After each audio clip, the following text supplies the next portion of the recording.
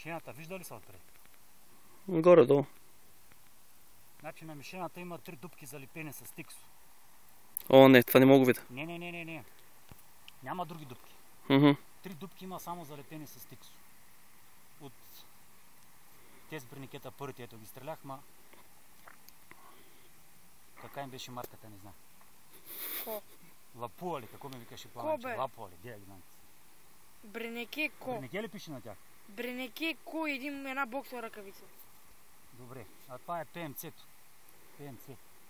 Дистанцията е 70 метра.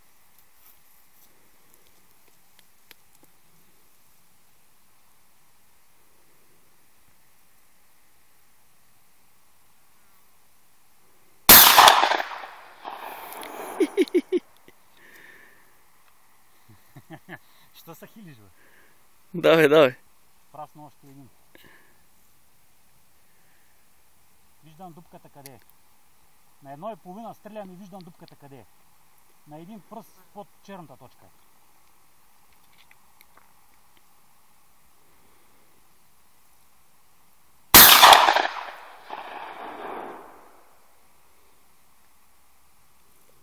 Та, ние виждам къде.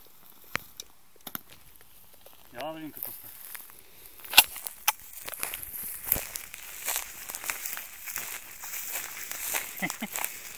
Първата я видях, първата е точно както е черната точка, ето така отдолу, на един пръст под нея. Имам един патрон да го покажа какво.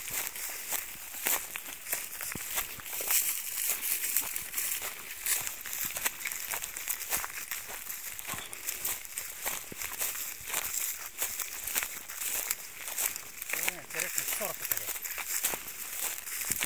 Първата. Втората е прав в центъра. Верно. Да. Право в центъра. Красотни. Ето. Те не са ли 3? Не, тази... това е.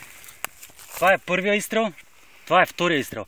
Този отпреди това са с ония другите, дето казваш ти, че бренеке какво е там. Тя новите.